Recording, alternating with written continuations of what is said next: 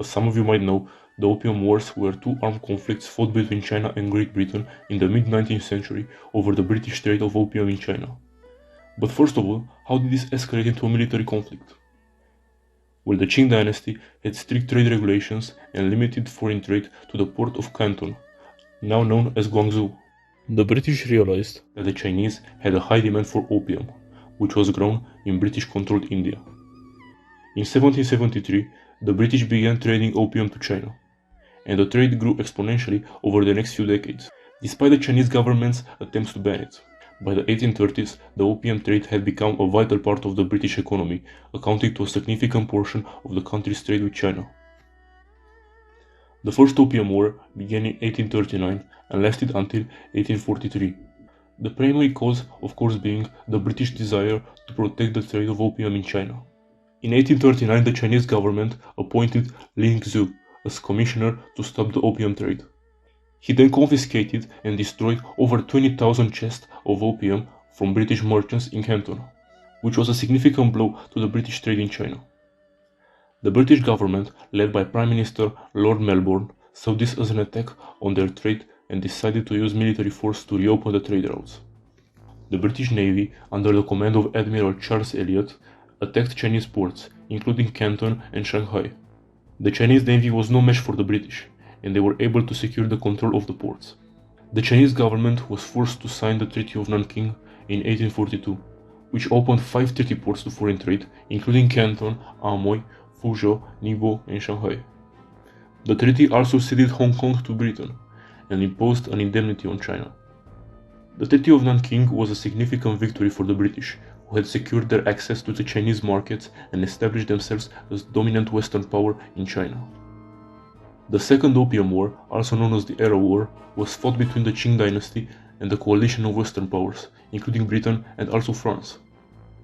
It began in 1856 and lasted until 1860. The primary cause of the war was the British desire to expand their trading rights in China and their desire for more favorable terms in the Treaty of Nanking. The war began when a British registered ship, the Arrow, was seized by the Chinese officials in Canton, as it was accused of piracy. The British government saw this as a violation of the Treaty of Nanking and used it as a pretext to launch their military expedition against China. The British Navy, under the command of Admiral Sir Michael Seymour, attacked Chinese ports, including Tianjin and Beijing.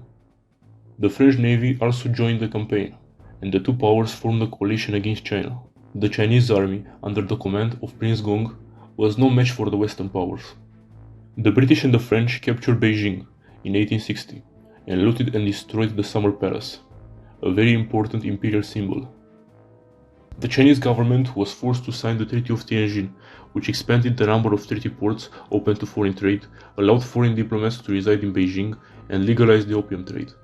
The treaty also imposed an indemnity on China, which was later paid off in installments over several decades.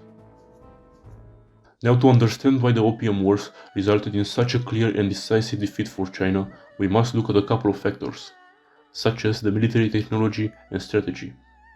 The British and the French had advanced weapons and naval technologies, which they used to their advantage.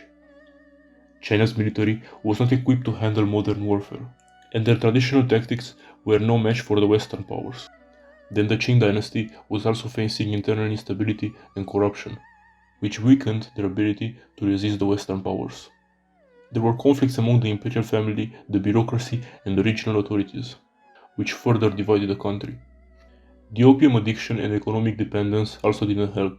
China's economy was also heavily dependent on the opium trade, which had a devastating impact on the population. Many Chinese citizens were addicted to opium, which led to a decline in productivity and social unrest.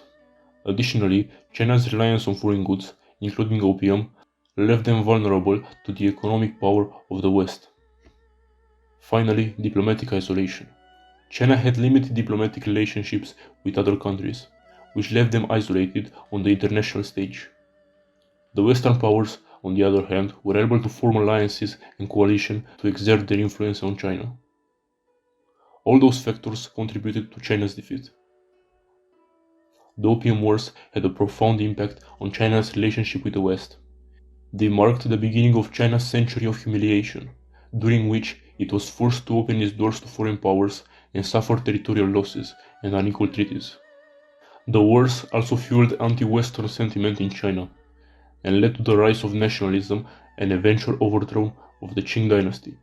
The Opium Wars exposed the weakness of the dynasty and sparked a period of political reform. The Qing attempted to modernize its political and economic systems, but these efforts were not successful, and the dynasty eventually fell in 1911. For Britain, the Opium Wars established it as the dominant Western power in China and secured its control over Hong Kong.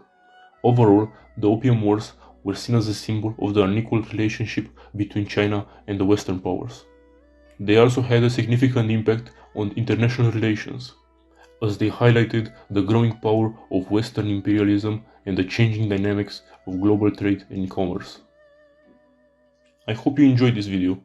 It took a very long time to make, so I would be grateful if you'd leave a like and maybe even subscribe. Thank you for watching, and I'll see you very soon.